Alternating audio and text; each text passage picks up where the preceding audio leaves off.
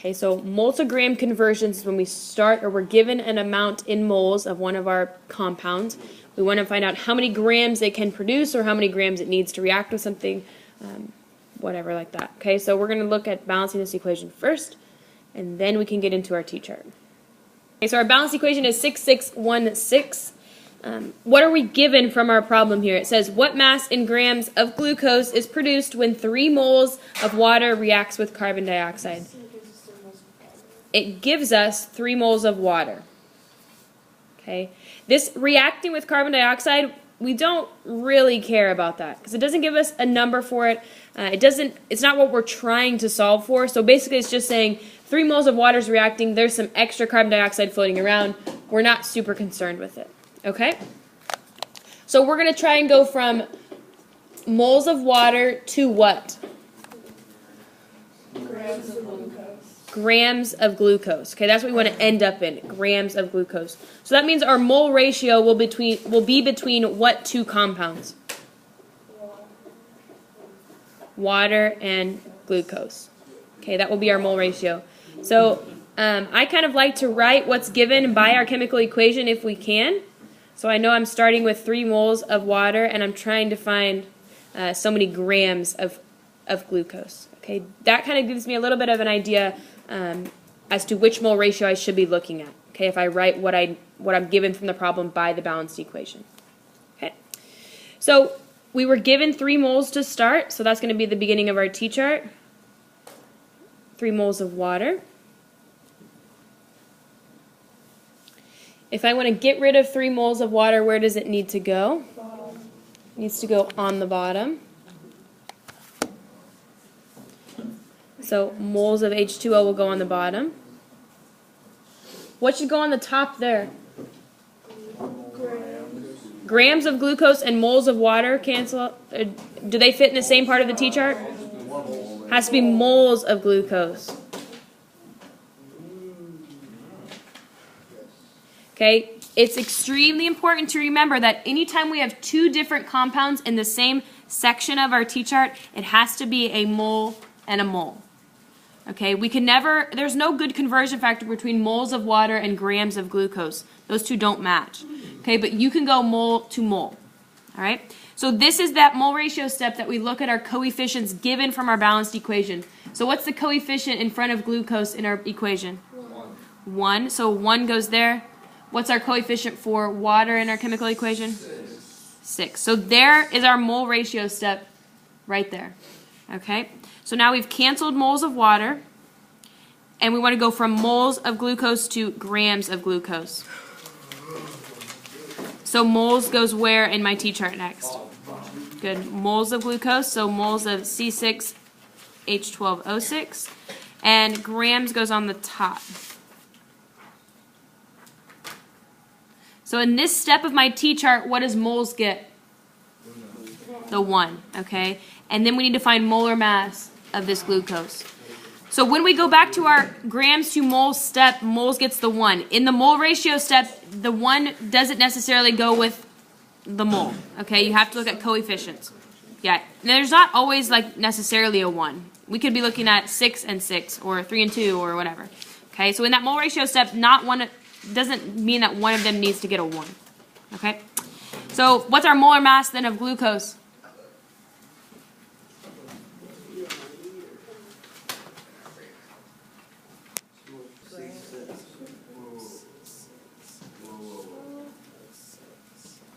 Do we agree with the 180 molar mass for glucose? Yes. Okay. So that's how many...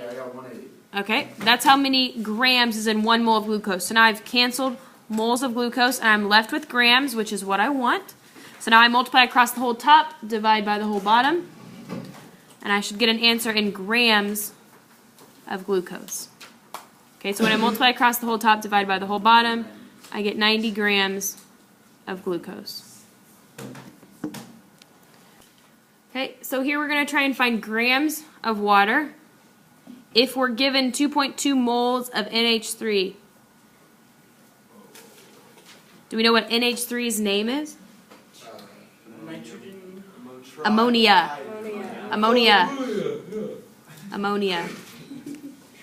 Okay, so this excess oxygen, this is just telling us that it's in excess, it's extra. So we don't care about that in our T-chart at all. Okay, we don't have to put oxygen in there at all. So we're going to write what we know, 2.2 moles of NH3. We need to get rid of moles of NH3. What are we going to go to? Moles of water. Moles of water. So moles of H2O. Okay, this step right here is where we look at our coefficients in the problem. It's just the ratio. It's, The ratio. oops, sorry. It's okay. Thanks. Okay, so here we look at our coefficients. You don't need to worry about reducing these. If they can reduce, it doesn't matter. Just plug in straight the coefficient straight. You don't have to worry about making this a 3 and this a 2 since it reduces. Okay? So we're done with moles of ammonia. We have moles of water. Is that where we want to end up? No. Nope. So we need to go from moles of water to what? Grams of water. Okay, so in this step, moles gets the 1, and there's how many grams in 1 mole of water? 18. All right, so we multiply across the whole top, divide by the whole bottom. All right, so 59.4, what's our units? Grams H2O. All right, very good. What questions do we have?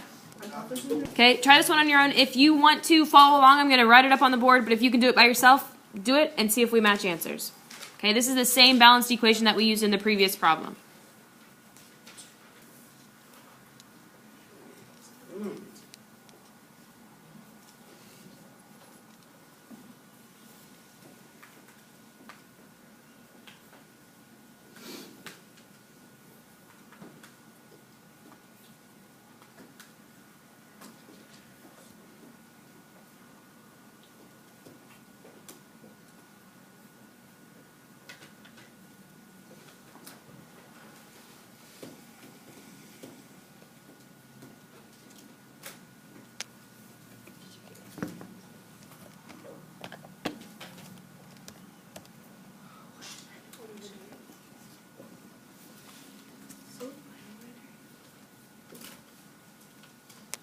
We're going to try a different one now that doesn't have to do with this question. So we're going to start with grams, and we're going to try and find out how many moles of the substance we might have.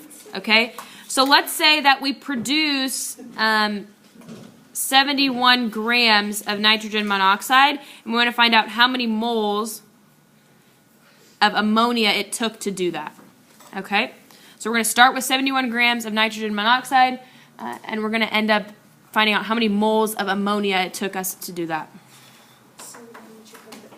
So we're still going to start with grams, right, what we know.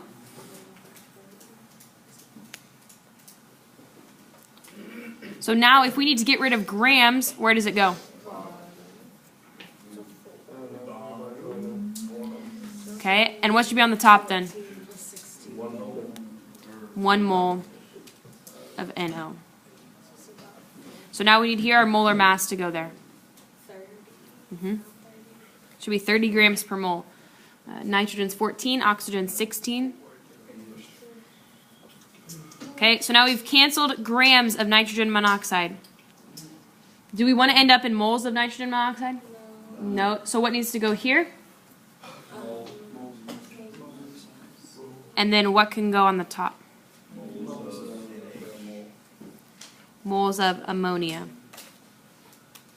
Okay, so now what is this step right here?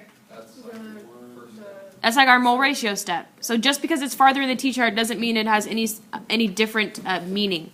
So we're still going to do the same exact thing. So moles of ammonia will get a 4. Moles of nitrogen monoxide will get a 4. So we multiply across the whole top, divide by the whole bottom. Okay. I'd say you're wrong. I'd say about 2.3. 2.3. Moles. 2.4. 2.37 moles of ammonia. Okay, so that's saying if we want to end up with 71 grams of this nitrogen monoxide compound, we need to put in 2.37 moles of ammonia. Do we understand what the numbers are telling us here? Yes or no? Yes. We need to understand conceptually what's happening here. If we want to get out of a perfect reaction, okay, this is an absolute perfect 100% yield reaction. If we want to get out 71 grams, we have to put in 2.37 moles of this substance. All right? Okay. Instead of starting with moles and going to grams, now we're going to start with grams and end up in grams. Okay, so we're going to have 4 sections to our T-chart now. Grams to moles to moles to grams. Grams to moles to moles to grams. Okay? So here's our same balanced equation. I'm giving you the same equation every time, so we don't have to rebalance it every time. We want to find how many grams of nitrogen monoxide is produced if we start with 12 grams of oxygen.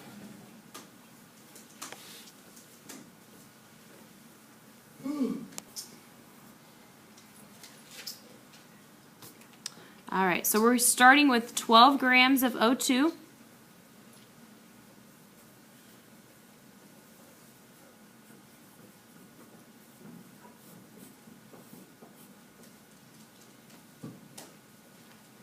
And we want to find out how many grams of nitrogen monoxide can be produced. Okay, so if we put in 12 grams of oxygen to this equation, or to this reaction, how many grams of nitrogen monoxide? Okay, so we're going to start with what we know, 12 grams of O2.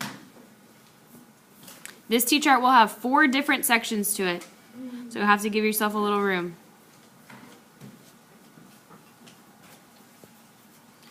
All right, to get rid of grams of O2, it should go on the bottom. What goes on the top? Good, moles of O2. This particular section of the T-chart, the mole gets the 1. Good. And then there's how many grams in 1 mole of oxygen?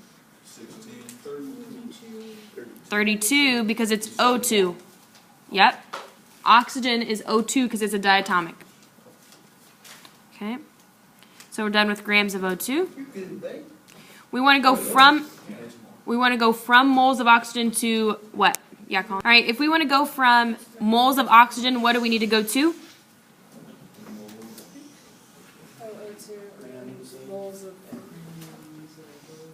Moles of NO. Remember, we cannot switch from moles of oxygen to grams of nitrogen monoxide. We can't have 2 separate substances unless they're mole to mole. Okay, so what's our mole ratio here? 4 to 5. So 4 and 5. So now we're done with moles of O2. We want to go from moles of NO to grams of NO. Moles gets the 1 here, and we know that the molar mass of nitrogen monoxide is 30. So now we can cancel our moles of NO. We end up in grams of nitrogen monoxide. So we multiply across the whole top, divide by the whole bottom.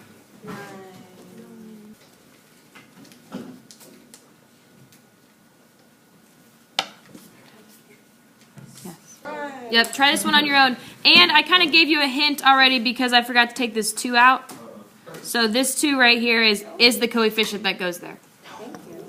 So that was my bad. Okay, so our balanced equation here should look something like this. 4HF and 2H2. Do we agree with the balanced equation there? Yes. Yeah? Good.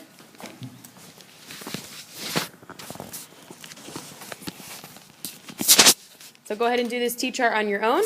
Let me know when you have an answer, and we'll see if we agree. Yes, ma'am. Okay. Stop. Okay, so this is my T-chart. I'm done with grams of hydrofluoric acid, done with moles of hydrofluoric acid, moles of tin fluoride. I should end up in grams of tin fluoride, and I should get about 31.2.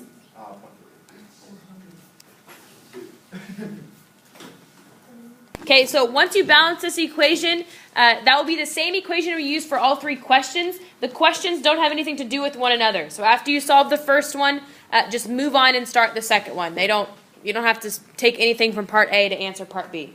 Okay. Okay, so here's our solutions. First one's a little hard to see, but this first solution is 2.4 moles.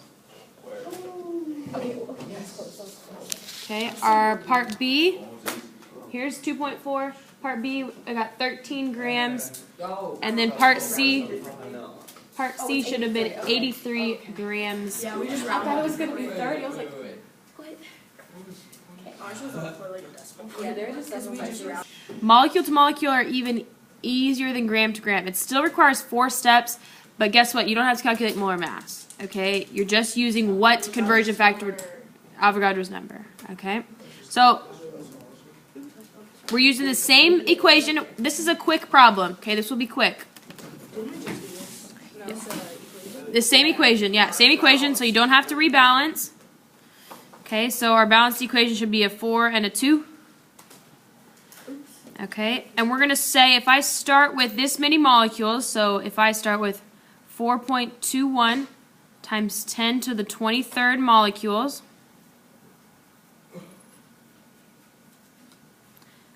of 10. Wow, that's way too big. Okay.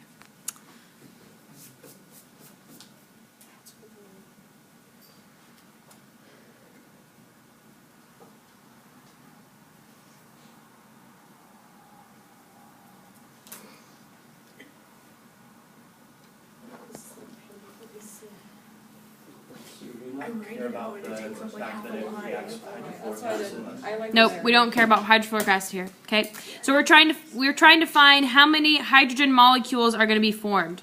Okay, so we're trying to go to molecules of H2.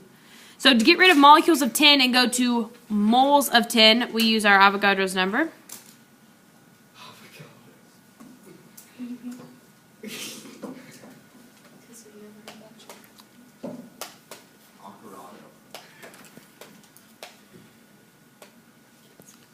Okay, we're done with molecules.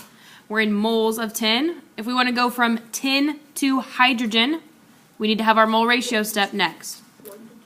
Okay, so our mole ratio is 1 mole of SN is to 2 moles of H2.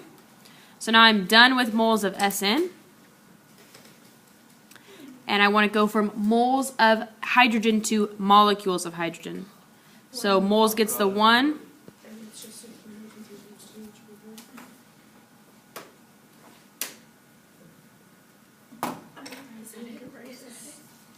That's it. So, but look at this. If 6.02 times 10 to the 23rd is on the top and it's on the bottom, we can cancel those.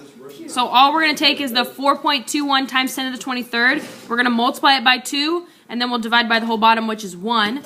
So we should be getting a huge number here, right? If we're trying to find number of molecules, we should be getting a big number. Okay, so we're still getting a big number, which makes sense. So 8.42 times 10 to the 23rd. Yep.